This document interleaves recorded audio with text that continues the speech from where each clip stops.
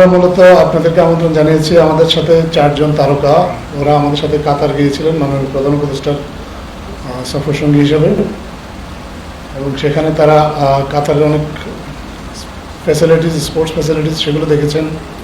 কাতারে যারা ক্রীড়া কর্মকর্তা এবং কাতার ফাউন্ডেশনের কর্মকর্তা তাদের সাথে কথা বলেছেন, স্থানীয় মিডিয়াকে সাক্ষাৎকার দিয়েছেন। তারা তাদের জন্য এটা একটা নতুন এক্সপেরিয়েন্স। আমরা চাচ্ছি যে তারা তাদের যে এক্সপিরিয়েন্সটা সেটা আপনাদের সাথে শেয়ার করবে। এখানে যেহেতু আমাদের অনেক ক্রীড়া সাংবাদিক আছেন, সেটা খুবই আনন্দের সংবাদ, তারা এসেছেন। পাশাপাশি আরও অনেকে আছেন যারা আমাদের প্রধান উপদেষ্টার কার্যালয়কে ফলো করেন। সো আমি শুরুতে আসলে খেলোয়াড়দেরকেই অনুরোধ করব তারা তাদের পরিচয়টা একটু দেবেন আপনাদের সবার সামনে, তারপর একজন একজন করে তারা তাদের অভিজ্ঞতাটা বর্ণনা করবেন। কাতারে তারা কোথায় কি দেখেছেন, কি কথা বলেছেন, এগুলো আপনাদের সবার সামনে বর্ণনা করবেন। জি, ধন্যবাদ। আমি আফিদা খন্দকার, বাংলাদেশ জাতীয় মহিলা ফুটবল দলের অধিনায়ক। আসসালামু আলাইকুম, আমি শাহাদাত তারিফা, বাংলাদেশ জাতীয় ফুটবল দল। Sumaiya Akter, Bangladesh women's cricket team. Sharmin Sultana, Bangladesh women's cricket টিমের প্লেয়ার। শারমিন দিয়ে শুরু করি। আপনি একটু কাইন্ডলি সবাইকে বলেন আপনারা কি দেখলেন কাতারে। বলতে চাই যে প্রথম আমরা সরকার প্রধানের সাথে কাতার সফরে গিয়েছি, সঙ্গী সফর হিসেবে। আমরা ওখানে গিয়ে অনেক কিছুই এক্সপেরিয়েন্স করেছি। ওখানে যে আমরা অনেক কিছু দেখেছি, বিশেষ করে আমরা প্রথম দিন মিট করেছি শেখ হেনের সাথে। উনি কাতার ফাউন্ডেশনের ফাউন্ডার। কাতার ফাউন্ডেশন মেইনলি কাজ করা হচ্ছে ওমেন্সদেরকে নিয়ে, ওমেন্স স্পোর্টসদেরকে নিয়ে, কিভাবে ওমেন্স মানে মেয়েরা কিভাবে খেলাধুলাতে ডেভেলপ করতে পারে এই বিষয়ে ওরা কাজ করে থাকে। আমরা ওখানে যে আরো 2টা স্টেডিয়াম ভিজিট করেছি। ওদের স্টেডিয়াম ছিল হচ্ছে আপনার এডুকেশন স্টেডিয়ামটা।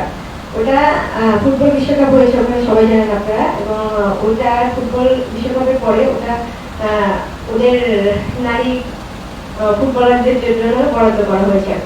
দেন আমরা গিয়েছি হচ্ছে একটা একাডেমিতে গিয়েছি। একাডেমিটা ছিল হচ্ছে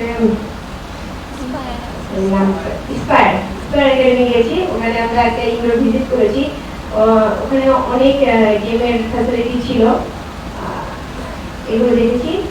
দেন আমরা গিয়েছিলাম হচ্ছে লুসাইল স্টেডিয়ামে, যেখানে বিশ্বকাপ ফুটবল ফাইনাল ম্যাচ হয়েছিল। এগুলো আমরা আজকে ভিজিট করেছি, এবং আমরা বিশেষ করে শেখ হেনের সাথে যখন দেখা করেছি, তাদের সাথে আমাদের খেলাধুলা নিয়ে, আমাদের স্পোর্টস কীভাবে ডেভেলপ করতে হবে, এবং ওদের কাছ থেকে অনেক কিছু জানার চেষ্টা করছি আর কি। শুনতে পারছি যে আমি হচ্ছে কাতারে যাবো স্যারের সাথে, তো এটা হচ্ছে খুবই সৌভাগ্যের। সবাই হচ্ছে আমাদের কংগ্রেশন এসে, আমাদের ফ্যামিলি থেকে বলেন, আমার টিমমেট থেকে বলেন, তো আমরা সবাই হচ্ছে আমরা যখন ক্রিকেটে আমরা হচ্ছে বিএসপিতে ছিলাম, ওখান থেকে আসার করেছি, স্যার আমাদের সাথে কথা বলতে। তো নর্মালি আমরা যেটা জানি যে কাতার হচ্ছে ফুটবল প্রিয়, মানে ওই দেশের ক্রিকেটের কোনো এই ধরনের নাই বলতে গেলে। হ্যাঁ আছে, দুই একজন হচ্ছে লিজেন্ডারের ছবি আছে, যেটা হচ্ছে আমরা হচ্ছে ফেস্টিভ্যালে গিয়েছিলাম, ওখানে দেখেছি সচিন টেন্ডুলকার, বিরাট কোহলি, এই দুজনকেই দেখেছি আমরা। কিন্তু যখন আমরা শেখ হেনের সাথে কথা বলছিলাম, তখন হচ্ছে আমরা আসার সময় একটা কথা বলে আসছি যে আপনি আসেন না, এসে হচ্ছে আমাদের দেশে এসে দেখেন হচ্ছে কিরকম, মানে আমাদের ক্রিকেটারদের কিরকম চলাফেরা, আমরা কিভাবে জীবনটাকে কিসের ভিতরে আছি, কিসের গাইডলাইনের ভিতরে আছি। তো উনি বলছে যে উনি হচ্ছে যদি কখনো সুযোগ হয়, আমি কথা বলতেছে উনি আসবে। তাছাড়া হচ্ছে আমাদের মেন, বিশেষ করে আমাদের মেন ছিল যে ওই দেশের ক্রিকেটটা কোনোভাবে সচল করা যায় কিনা, ওইটা নিয়ে কথা বলছিলাম ওনার সাথে। তো উনি হচ্ছে একবার হয়তো 2007 সালে বা 2011 সালের দিকে ক্রিকেট খেলার জন্য মেয়েদের বলছিল স্কুলে। তো ওখানে হচ্ছে ক্রিকেট বল করে একটু হার্ড হয়ে দেখা, এটা হচ্ছে স্টপ করে দেওয়া হয়েছে, কিন্তু উনি কথা দিয়েছে যে এটা আমি চালু করবে। তারপরে হচ্ছে আমরা হচ্ছে স্টেডিয়ামে গিয়েছি, তারপরে অডিটরে গিয়েছি। ওটার ভিতরে অনেক কিছুই ছিল দেখার মতো। একটা ইন্ডোরের ভিতরে দেখলাম যে একটা ফুটবল মাঠ, ওই ট্রাকটা উঠায় দেওয়া করে অলিম্পিক যেই সুইমিং ফেডারেশন বা সুইমিং এর যে খেলাধুলা হয় ওইটার ভিতরে কিন্তু হচ্ছে। তো হচ্ছে ওরা প্রপার ইউজ করতেছে, যে কতটা আগে গেছে, যে প্রপার ইউজ করতেছে, যে একটা ফুটবল মাঠ ওইটা হচ্ছে পিচ কাভারটা উঠিয়ে দিয়ে ওখানে হচ্ছে সুইমিং, তারপরে হচ্ছে অন্যান্য টেবিল টেনিস, বাস্কেটবল খেলাধুলা হচ্ছে। আর ওখানকার হচ্ছে যে স্টুডেন্টদের দেখলাম যে একটা একাডেমিতে ফুল স্কলারশিপ, আর ওদের মনে হইতেছে যে ওরা এখন মনে হচ্ছে ওরা পড়তে যাবে, ওরা স্কুলে যেতেছে, ওরা বের হইতেছে, ওরা মাঠে যেতেছে, আবার মনে হচ্ছে খাওয়া দাওয়া করবে। তো ওদের কোনো এমন না যে আমাদের দেশে যেরকম 10টা থেকে 2টা পর্যন্ত ক্লাস করা লাগবে, এরকম কোনো বাধ্যবাধকতা ওদের ভিতরে নাই। ওদের মনে হইতেছে যে ওরা এখন যাবে, তাই যাচ্ছে, আসতেছে, নিজেদের ট্রিট করতেছে। আর ওখানকার সবকিছু অনেক সুন্দর ছিল। Thank you.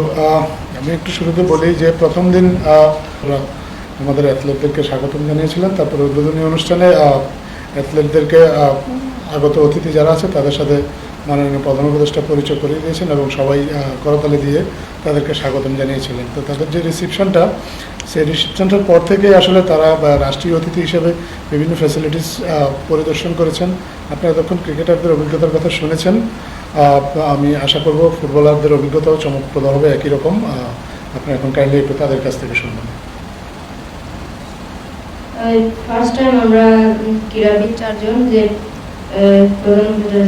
প্রধান উপদেষ্টা স্যারের সাথে সঙ্গী হয়েছি, তো অনেক ভালো লাগতেছে যে এখানে যাওয়ার পরে আমরা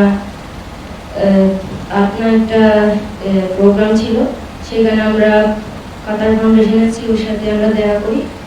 তিনি আমাদেরকে আশ্বাস দিয়েছেন, আমরা আমাদের সব কথা খুলে বলেছি যে আমাদের কী কী ফ্যাসিলিটিস লাগবে। স্পেশালি আমরা যখন ইনজুরি হই, খেলোয়াড়দের একটা আমাদের বাংলাদেশে তেমন একটা ফ্যাসিলিটিস থাকে না, তো ওনারা বলছে যে হচ্ছে এখানে নেইমাররা, রোনালদোরা ইনজুরি বিষয় নিয়ে ওনারা হচ্ছে কাজ করে।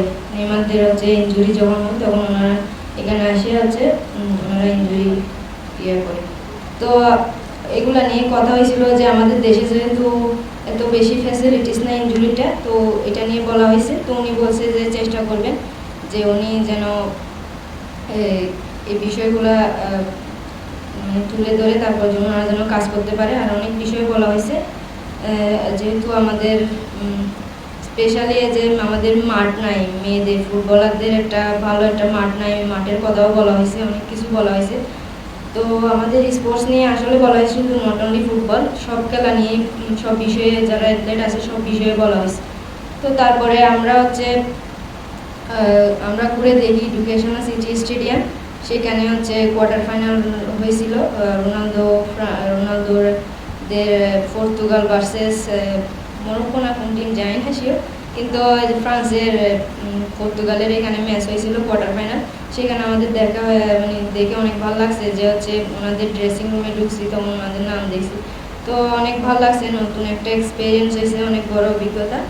তো তারপরে আমরা হচ্ছে একটা পিএইচডির একটা ছোটো ক্লাবে গেছি, যেহেতু কাতারের ন্যাশনাল টিমের হচ্ছে মেয়ে নাই, ওনাদের ন্যাশনাল টিম নাই, তো আন্ডার 12 থেকে 17 পর্যন্ত ওদের একটা একাডেমি আছে পিএইচডি, সেখানে আমরা ঘুরে দেখি, ওনাদের সাথে একটু আমরা 10 মিনিট মতো খেলি, তো ওরা অনেক ইন্সপায়ার হয়েছে, তো আমাদের অনেক ভালো লাগছে।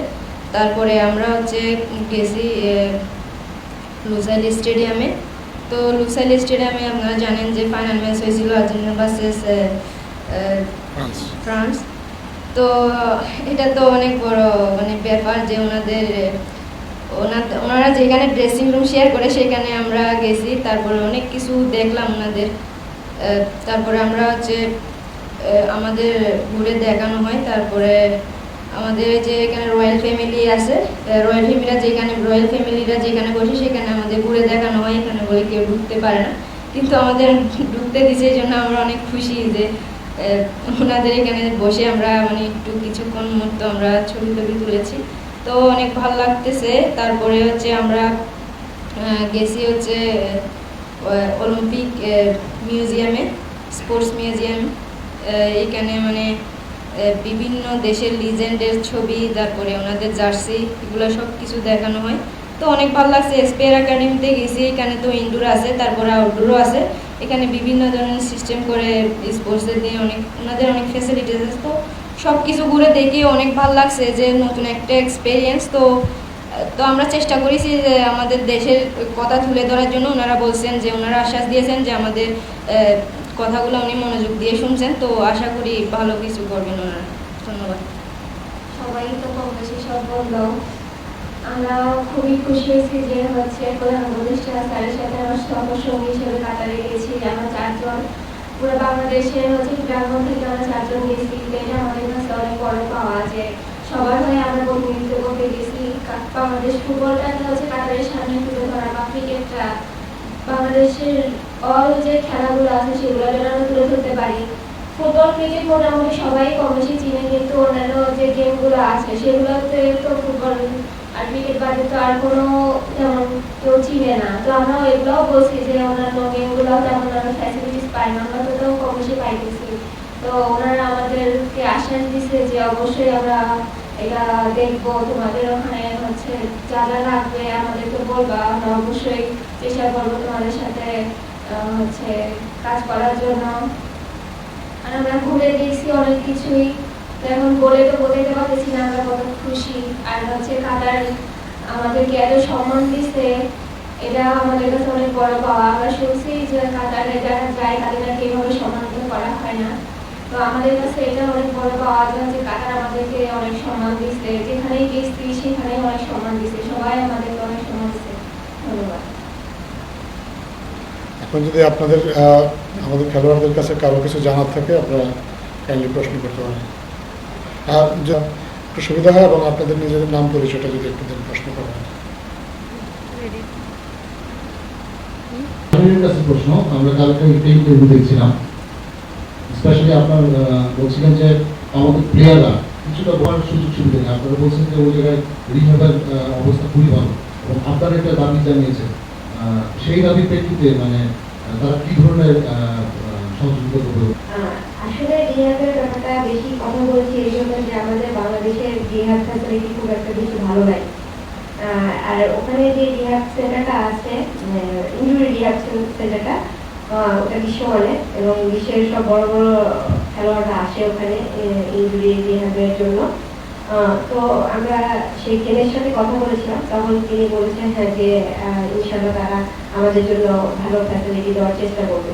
আমাদের দেশে কোনো ক্রিকেটার, ফুটবলার মানে যে কোনো প্লেয়াররা ইনজুরি হলে উনি বিষয়ে কথা বলতে এবং উনি নোট ডাউনও করে রাখতে আর কি।